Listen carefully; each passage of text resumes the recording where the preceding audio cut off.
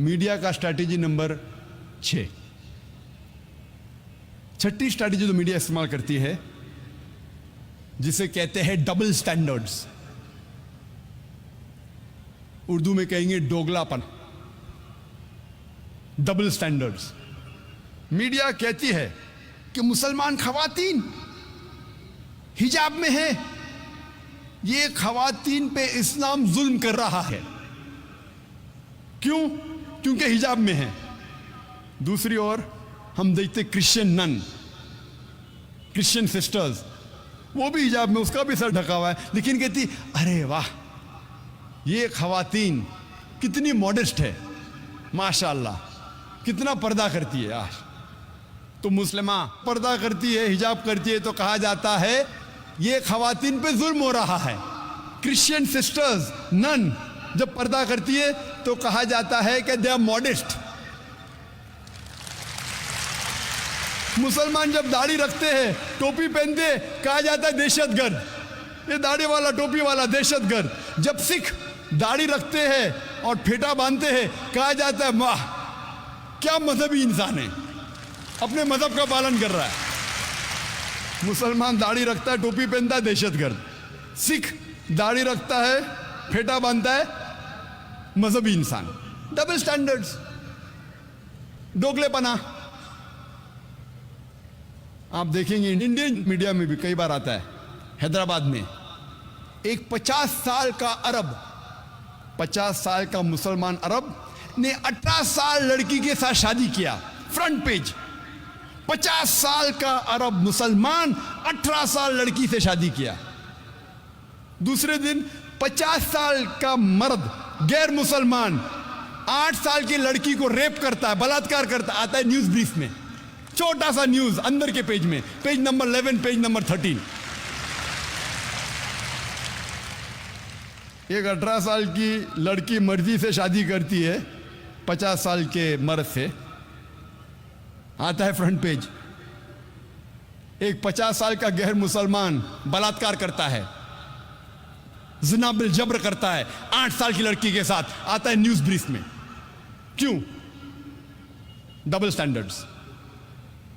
हम देखते हैं अक्सर कहा जाता है मुस्लिम टेररिस्ट, मुस्लिम टेररिस्ट, इस्लामिक टेररिज्म।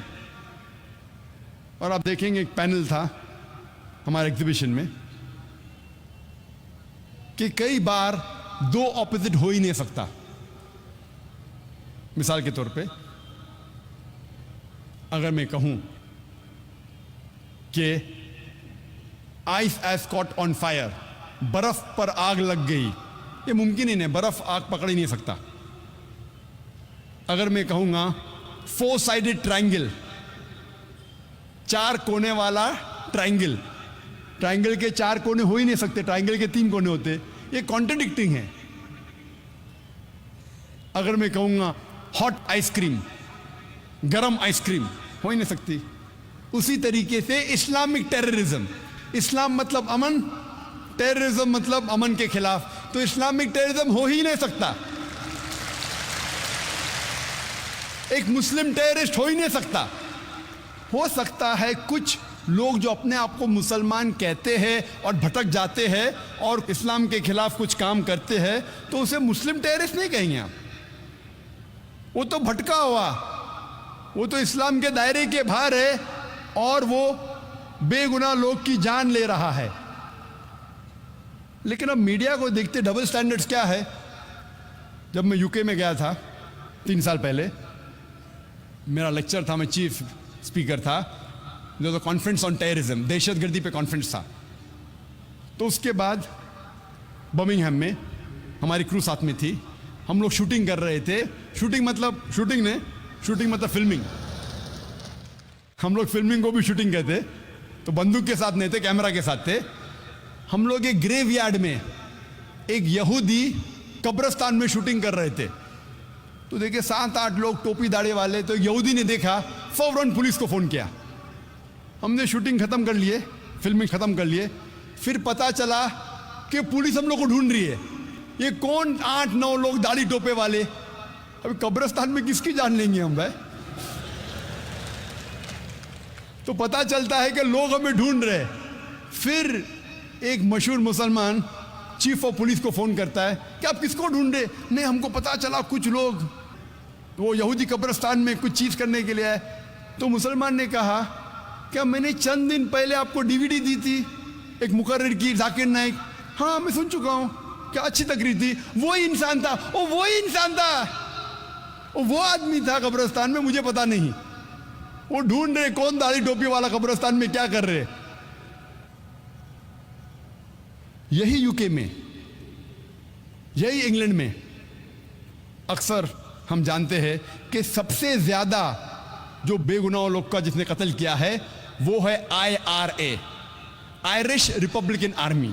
ये आयरिश रिपब्लिकन आर्मी, ये आर्मी है, ये खुसूसन कैथलिक्स है। क्रिश्चियन में भी दो भाग है, कैथलिक्स एंड प्रोटेस्टेंट। ये कैथलिक लोग हैं। इन्हें कभी भी कैथलिक टेररिस्ट नहीं कहा गया है, कभी भी क्रिश्चियन टेररिस्ट नहीं कहा गया, कहा गया IRA, आयरिश रिपब्लिकन आर्मी। इलाके के बुनियाद पे जाना गया, मजहब के बुनियाद पे नहीं। हम जानते हैं Tamil tigers, LTTE, liberation Tamil tigers Eelam. कभी हिंदू टेररिस्ट कहा गया उनको? नहीं। क्यों? क्योंकि वो मुसलमान नहीं है। उल्फा असम में, united liberation front of Assam, खुसूसन एक ऐसा ऑर्गेनाइजेशन है, टेररिस्ट ऑर्गेनाइजेशन, जो खुसूसन मुसलमान का कत्ल करता है। उसे कभी भी हिंदू टेररिस्ट नहीं कहा गया। क्यों? लेकिन मुसलमान में पकड़ा जाता है, उसे कहा जाता है मुस्लिम टेररिस्ट। क्यों? वाई दी डबल स्टैंडर्ड्स? वाई? और तफसील आप अगर जानना चाहते तो मैं तकरीर सुनिए, is terrorism a Muslim monopoly, जो 2 साल पहले मैंने दी थी सन मुकराद हॉल में, और 1 महीने पहले जो उर्दू में दी थी। क्या आतंकवाद मुसलमानों की विरासत है? उसमें डिटेल में इसका जिक्र किया हूं मैंने, वक्त की कमी होने की वजह से सिर्फ चंद बातें और कहूँगा।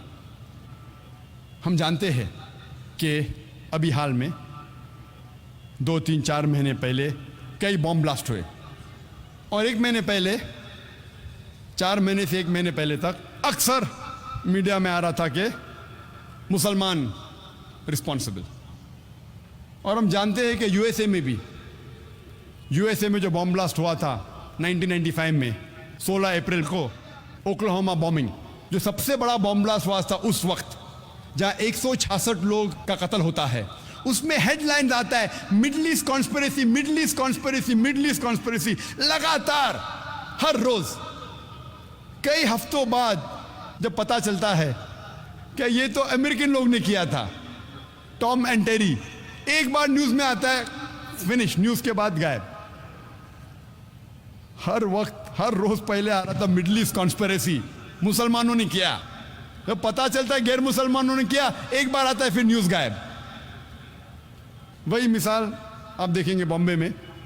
बॉम्बे में जब बॉम्ब ब्लास्ट हुए, प्राइम सस्पेक्ट मुस्लिम्स, और चंद महीने पहले, 3 महीने पहले, 2 महीने पहले, 1 महीने पहले अक्सर प्रेस में आता था मास्टरमाइंड तोकीर, जिसे कहा जाए सोभान कुरैशी। हर time headlines, most of the media page के ऊपर headline, Tauqeer Subhan Qureshi mastermind of the bomb blast. और मीडिया में आ रहा था, पुलिस कहती है मास्टरमाइंड है तोकीर सोभान कुरैशी। 1.5 महीने पहले जॉइंट कमिश्नर ऑफ पुलिस कहती है कि पुलिस ने कभी कहा ही नहीं कि तोकीर मास्टरमाइंड था बॉम्ब ब्लास्ट का। ये तो मीडिया क्रिएशन है, ये तो मीडिया का फलसफा है। तो हमें अभी तहकीक करना पड़ेगा कि मीडिया जो कहती है पुलिस के खिलाफ भी कह सकती है। अगर मीडिया पुलिस के खिलाफ कह सकती है और बच सकती है, तो हम आम हिंदुस्तानी क्या कर सकते हैं? लगातार हेडलाइन तोकीर सोभान कुरैशी मास्टरमाइंड, बाद में आता है न्यूज ब्रीफ, एक बार आता है पेपर में तोकीर इज इनोसेंट, बस खलास। महीनों तक उस मुसलमान की मीडिया धज्जियां उड़ा रही है, एक बार आता है क्या वो इनोसेंट है। मैं कहता हूं पुलिस एक्शन क्यों नहीं लेती मीडिया पे? अगर मीडिया पुलिस पे इल्जाम लगा रही है कि पुलिस कहती है कि तोकीर सोभान कुरैशी मास्टरमाइंड था, और जॉइंट कमिश्नर कहता है कि मैंने कभी कहा ही नहीं, पुलिस ने कहा ही नहीं, तो अब मीडिया को सू क्यों नहीं करते हैं? सू करो। एक बार आता है क्या वो मास्टरमाइंड नहीं था और न्यूज़ के बाद गायब। अक्सर लोग ने तो पढ़ा नहीं होगा उसको, लगातार महीनों तक आ रहा है मास्टरमाइंड, एक बार आता है कि नहीं है। इसीलिए chief justice of India K G. Balakrishnan कहते हैं, जो टाइम्स ऑफ इंडिया में इसकी रिपोर्ट आई थी 20 अक्टूबर 2008 में, chief justice of India K G. Balakrishnan कहते हैं कि media should not run a parallel trial. Media साथ साथ जिन लोगों पे इल्जाम लगाया गया है उनके साथ ट्रायल नहीं करना चाहिए। मीडिया को क्या हक है? वो पुलिस अगर इल्जाम लगाती है, पुलिस लेके जाएंगी उसको कोर्ट में और जज फैसला करेगा। ये मीडिया कब से फैसला करने लगी? Chief justice of India K G. Balakrishnan कहते हैं कि मीडिया को क्या हक है? अगर पुलिस समझती है कोई गुनहगार है, उसको पकड़ती है, अभी तक उसको पेश भी नहीं किया जज के सामने, मीडिया कह देती है क्या ये टेररिस्ट है, मास्टरमाइंड है। मीडिया को क्या हक है? 2 साल पहले 2006 में जुलाई में बॉम्बे में ट्रेन सीरियल ब्लास्ट हुए, उसके 2-3 महीने बाद में तकरीर दिया था चंद हॉल में, इस टेररिज्म मुस्लिम मोनोपोली। उस वक्त मैंने कहा कि मीडिया कहती थी कि मदरसा आर रिस्पॉन्सिबल, मदरसा पे इल्जाम लगाया गया। मैंने कहा मीडिया से, क्या एक भी आपके पास सबूत है? एक भी मदरसा हिंदुस्तान में, हिंदुस्तान के बाहर में नहीं जानता हूं, एक भी मदरसा पेश करो सारे हिंदुस्तान में जो टेररिस्ट एक्टिविटी में इन्वॉल्व था, दहशतगर्दी में इन्वॉल्व था? एक भी नहीं, एक भी नहीं। फिर आप कैसे कहते हैं कि मदरसा टेररिस्ट को जन्म देता है? हो सकता है, मैं तो एक भी मदरसे के फारिग को नहीं जानता हूं हिंदुस्तान में जो दहशतगर्द है। हो सकता है एक आध आपको मिले, हो सकता है, मैं नहीं जानता हूं। लेकिन आप अगर चेक करेंगे, आप ट्रैक रिकॉर्ड देखेंगे जितने टेररिस्ट का है, चाहे अमेरिका में हो, यूके में हो, हिंदुस्तान में हो, अक्सर टेररिस्ट के पास तो यूनिवर्सिटी डिग्री है, उनके स्कूल की डिग्री है। मेरे पास भी स्कूल की डिग्री है, बॉम्बे यूनिवर्सिटी की डिग्री है। तो क्या आप यूनिवर्सिटीज बंद करेंगे? आप अगर तहकीक भी करेंगे तो 1% भी आपको नहीं मिलेगा जितने टेररिस्ट है जो मदरसा से फारिग है। तो आप कैसा इल्जाम लगा रहे मदरसे पे? 2 साल बाद 2008 में वापिस से बॉम्ब ब्लास्ट होता है। अभी मीडिया ढूंढ रही है मुसलमान जो आईटी स्पेशलिस्ट है, इंफॉर्मेशन टेक्नोलॉजी, मदरसा को छोड़ दिए। अभी बॉम्बे में पकड़ ली है पुलिस, कौन मुसलमान आईटी स्पेशलिस्ट है, कौन मुसलमान तालीम याफ्ता है। आप अगर कंप्यूटर जानते अंदर तहकीक के लिए, 2 साल पहले इल्जाम लगाते मुसलमान अनपढ़, मदरसा सही तालीम देता नहीं, मुसलमान में तालीम होना चाहिए। 2 साल बाद यू टर्न, जो मुसलमान तालीम याफ्ता उसको पकड़ लिए। पूना के अंदर में तकरीर किया था, वहां के लोग डरे थे 1 महीना पहले, 19 अक्टूबर 2008 में। मौजूद था क्या आतंकवाद मुसलमानों की विरासत है। सब पूना के मुसलमान सहमे हुए थे, इल्जाम था कई पूना के मुसलमानों पे। लाइमलाइट पे था मंसूर पीर बॉय जो आईटी स्पेशलिस्ट है, याहू के लिए काम करता है। उसकी तनख्वाह थी 19 लाख सालाना, 19 लाख। सोच सकते 19 लाख ने हर महीने 1.5 लाख से ज्यादा कमाता है मुसलमान। उसको गिरफ्तार किया गया और इल्जाम लगा गया था। तो मैं ना तोकीर सोबान कुरैशी को जानता हूँ, ना मेरा दोस्त है, मेरा दुश्मन है। मैं पीर भाई को भी नहीं जानता हूँ, ये मंसूर पीर भाई को। लेकिन लोग मुझे पूछते हैं, doctor Zakir Naik, do you consider Mansoor Peer Bhai to be terrorist? क्या आप समझते हैं मंसूर पीर भाई टेररिस्ट है? तो मैंने कहा कि हज़ारों मुसलमानों को गिरफ्तार करते, हज़ारों मुसलमानों को इलीगली डिटेन करते, उनमें से 1% भी नहीं साबित होते टेररिस्ट है। तो अगर मैं लॉजिकली बात करूं तो मैं कहूंगा 99% Mansoor Peer Bhai is not a terrorist. 99% Mansoor Peer Bhai terrorist नहीं। मैंने तहकीक नहीं किया उसके ऊपर, मैं तो सिर्फ एवरेज बता रहा हूं, एवरेज। मैं ना मंसूर पीर भाई को जानता हूं, ना मेरा दोस्त है, ना मेरा दुश्मन है, ना मैं उसके खिलाफ हूं, ना उसके फेवर में हूं। हाल ही में 1 हफ्ते पहले मीडिया मुझसे पूछती है, डॉक्टर जाकिर नाइक, क्या आप समझते हैं, ये चीज़ 1 साल पहले 2 साल पहले भी पूछी गई थी, क्या आप समझते हैं बिन लादेन टेररिस्ट है? तो मैंने कहा कि अगर मैं बीबीसी और सीएनएन की बात मानूं तो मुझे यकीनन कहना पड़ेगा कि Osama bin Laden is a terrorist, Osama bin Laden दहशतगर्द है। लेकिन कुरान में लिखा है सूरह हुजुरात में सूरा नंबर 49 वर्स नंबर 6, जो इस तकरीर के शुरू में इमाम शेख अहमद अली अब्दुर्रहमान हुदैफी ने तिलावत की थी, उसमें लिखा है कि जब भी कोई फासिक आपको कोई खबर देता है उसकी तहकीक करो दूसरे तक पहुंचाने के पहले। तो अगर मैं बीबीसी और सीएनएन की बात मानूं मुझे कहना ही पड़ेगा क्या बिन लादेन टेररिस्ट है। लेकिन मैं बीबीसी और सीएनएन के बुनियाद पे नहीं कह सकता हूं। आप मुझे पूछेंगे क्या is Osama bin Laden a terrorist, क्या ओसामा बिन लादेन दहशतगर्द है, मैं कहूँगा ना वो दहशतगर्द है ना ही साधु है। ओसामा बिन लादेन ना दहशतगर्द है ना साधु है, ना मेरा दोस्त है ना मेरा दुश्मन है, क्योंकि मैंने ओसामा बिन लादेन पे तहकीक नहीं की है। मैं मीडिया से पूछता हूं कि अंग्रेज जब भगत सिंह को टेररिस्ट कहते हैं, आप मानते हैं भगत सिंह टेररिस्ट है? वो मीडिया कहती नहीं, भगत सिंह तो देशभक्त था।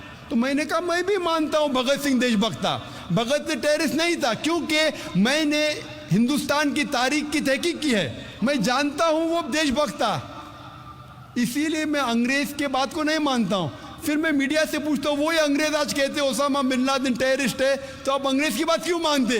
तो मीडिया हंसने लगता है। मैं बोलता हूँ हिंदुस्तानी मीडिया से आपको डबल स्टैंडर्ड क्यों? वही अंग्रेज भगत सिंह को टेररिस्ट कहते, आप कहते गलत है, आज वो कहते ओसामा बिन लादेन टेररिस्ट, आप बोलते सही है। मैं वापस से कहना चाहता हूँ ओसामा बिन लादेन ना मेरा दोस्त है ना मेरा दुश्मन है, ना मैं उसे जानता हूँ। तो मैं ओसामा बिन लादेन के ना फेवर में हो ना अगेंस्ट हो, मैं तो सिर्फ कुरान में जो इन्फॉर्मेशन है कह रहा हूँ। तो आप ये गलत मत समझो। मैं कहता हूँ मेरे नज़रिए से ना टेररिस्ट है ना सेंट है, ना दहशतगर्द है ना साधु है, ना अच्छा है ना बुरा है। मैंने तहकीक किया ही नहीं, क्योंकि मैं पढ़ चुका हूँ, कई डीवीडी देख चुका हूँ जिसमें लिखा है कि 9/11 की जिम्मेदार खुद यूएस गवर्नमेंट है। आप देखेंगे 9/11 के ऊपर डीवीडी डॉक्यूमेंट्री लूज चेंज देखिए, कई डॉक्यूमेंट्री है जिसमें कहा गया है, जो अमेरिकन क्रिश्चियन लोग ने उसे निकाला है और कहा है कि यूएस गवर्नमेंट इज रिस्पॉन्सिबल। अभी 2 साल पहले टाइम्स ऑफ इंडिया में एक रिपोर्ट आई थी कि 75 यूएस साइंटिस्ट और प्रोफेसर ये कहते हैं कि 9/11 जो ट्विन टावर पर अटैक किया गया था वो इनसाइड जॉब था, वॉशिंगटन डीसी व्हाइट हाउस में प्लान किया गया था, जॉर्ज बुश रिस्पॉन्सिबल है। आप मुझे पूछेंगे कौन रिस्पॉन्सिबल है, जॉर्ज बुश के ओसामा बिन लादेन? मैं जानता नहीं हूं, मैं तो सिर्फ न्यूज़ पढ़ता हूं मीडिया में, कोई कहता है जॉर्ज बुश ने क्या है 9/11, कोई कहता है ओसामा बिन लादेन ने क्या है, मैं जानता नहीं हूं। तो मैं कैसे कह सकता हूं कि ओसामा बिन लादेन टेररिस्ट है? 1 हफ्ते पहले मीडिया मुझसे पूछ रही है, डॉक्टर जाकिर क्या आप ये कहते हैं कि साध्वी प्रज्ञा सिंह ठाकुर टेररिस्ट है?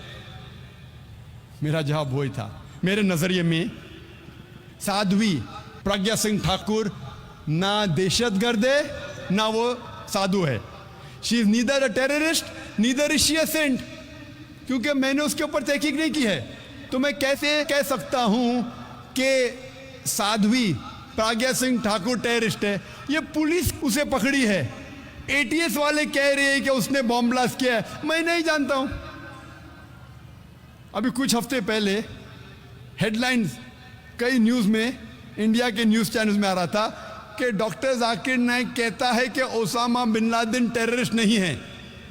मेरे सेंटेंस को आउट ऑफ कॉन्टेक्स्ट कोट कर रही है और टेलीविजन पे दिखाया Osama bin Laden is not a terrorist. आधे सेंटेंस को दिखाते, पूरा सेंटेंस में क्या है, Osama bin Laden is not a terrorist neither a saint, आधा जुमला दिखाते और लोग मेरे खिलाफ कहते हैं जाकिर अभी ओसामा बिन लादेन को सपोर्ट कर रहा है। मैंने किधर सपोर्ट किया उसको? ना मैं उसके सपोर्ट में ना खिलाफ हूं। जैसा मैंने इंटरव्यू में कहा कि साध्वी प्रज्ञा सिंह ठाकुर वो टेररिस्ट नहीं है ना साधु है, मैं नहीं जानता हूं। हिंदुस्तान टाइम्स में आया Sadhvi Singh get support from an unprecedented quarter, एक ऐसे इदारे से सपोर्ट मिलता है president of Islamic research foundation. भाई मैंने साध्वी को सपोर्ट नहीं किया। मैंने कहा Sadhvi is neither a terrorist nor a saint. मैंने कहां से सपोर्ट किया? ना मैं इल्जाम लगाया ना सपोर्ट किया, क्योंकि मैंने साध्वी की हिस्ट्री पे तहकीक किया ही नहीं। तो कैसा मैं कह सकता हूं क्या वो टेररिस्ट है या साधु है? मैं नहीं कह सकता। जिस तरीके से बिन लादेन के बारे में मैं नहीं कहता हूं अच्छा है कि बुरा है, उसी तरीके साध्वी के बारे में मैंने तहकीक नहीं की है। भगत सिंह कह सकता हूं क्या टेररिस्ट नहीं था, क्योंकि मैंने तहकीक की है। मीडिया मुझसे पूछती है 1 महीने से पुलिस हिंदू टेररिस्ट को पकड़ रही है, आपको क्या कहना है ये हिंदू टेररिस्ट के बारे में? और मीडिया मुझसे पूछने लगी कि एल.के. आडवाणी अब कह रहा है कि ये हिंदू टेररिस्ट नहीं है, हिंदू टेररिस्ट बोलना गलत है, आपकी क्या राय एल.के. आडवाणी के बारे में? तो मैंने कहा मैं तालिब इल्म हूँ, I am student of Islam and comparative religion. मैं तालिब हूँ इस्लाम और कंपैरेटिव रिलीजन का। मैं हिंदू मजहबी किताब पढ़ चुका हूँ। हिंदू मजहबी किताबों में कहीं नहीं लिखा है क्या हिंदू लोग बेगुनाह इंसानों को बम से उड़ाना चाहिए। हिंदू मजहबी किताब में कहीं नहीं लिखा है। तो हिंदू टेररिस्ट बोलना बिल्कुल गलत है, क्योंकि मैं हिंदू मजहबी किताब पढ़ चुका हूं। जिस तरीके से मैं कहता हूं कि मुस्लिम टेररिस्ट बोलना गलत है, तो एल.के. आडवाणी बिल्कुल 100% सही है। इस बात पे मैं कहता हूं एल.के. आडवाणी सही है। कुछ साल पहले एल.के. आडवाणी ने कहा था कि जो आदमी बलात्कार करता है उसके लिए तजवीज़ की थी जब वो होम मिनिस्टर था। एल.के. आडवाणी ने कहा था, श्री एल.के. आडवाणी ने, कि जो आदमी बलात्कार करता है उसको मिलना चाहिए सजाए मौत। तो मैंने कहा मैं एल.के. आडवाणी की इस बात को 100% तस्लीम करता हूं। बाकी बातें सही होंगी या गलत होंगी वो अलग है। इस बात पे तस्लीम करता हूं। अभी मैं दूसरी बात को तस्लीम करता हूं। जब एल.के. आडवाणी कहता है कि हिंदू टेररिस्ट बोलना गलत है, मैं उनकी बात को बिल्कुल मानता हूं। एल.के. आडवाणी ने हिंदू मजहबी किताब का मुताला किया कि नहीं मैं नहीं जानता, लेकिन मैंने तो किया है। वो किस वजह से कह रहा है हिंदू टेररिस्ट नहीं बोलना चाहिए, मैं जानता नहीं हूं। मैं पॉलिटिशियन नहीं हूं, लेकिन क्योंकि मैं स्टूडेंट हूं इस्लाम और कंपैरेटिव रिलीजन का, मैं ये जानता हूं कि इन लोगों को लेफ्टिनेंट कर्नल प्रसाद पुरोहित या साध्वी सिंह ठाकुर को हिंदू टेररिस्ट बोलना गलत है, क्योंकि हिंदू मजहब में कहीं नहीं लिखा है कि बम से मासूमों को उड़ाना चाहिए। और हमारे देश में कानून है, इनोसेंट अंटिल प्रूवन गिल्टी, यानी कोई भी इंसान मासूम है जब तक उसका जुर्म साबित नहीं हुआ। लेकिन जब मुसलमान पकड़े जाते हैं लॉ उल्टा हो जाता है, गिल्टी अंटिल प्रूवन इनोसेंट, यानी आप गुनहगार है जब तक आप मासूम नहीं साबित किए जाते। क्यों? हिंदुस्तान का कानून है कि कोई भी हिंदुस्तान का नागरिक, कोई भी इंसान पकड़ा जाता है वो मासूम है जब तक उसका गुनाह साबित नहीं होता। जब मुसलमान पकड़ा जाता है तो वो गुनहगार है, मुजरिम है, जब तक वो मासूम नहीं साबित किया जाता। क्यों? मेरे डबल स्टैंडर्ड्स नहीं है। जब मैं कहता हूँ मुस्लिम टेररिस्ट बोलना गलत है, तो मैं वो भी कहता हूँ कि हिंदू टेररिस्ट बोलना गलत है। जब मैं कहता हूँ बिन लादेन मैं जानता नहीं हूँ, बिन लादेन को तो किसने पकड़ा ही नहीं अभी तक, साध्वी को तो पकड़ा, पुलिस ने इंटरोगेट किया, फिर भी मैं कहता हूँ कि मैं जानता नहीं हूँ। बिन लादेन को किसने पकड़ा? वो जॉर्ज बुश ने कहा टोनी ब्लेयर से क्या प्रूफ है, दुनिया को तो नहीं दिखाया।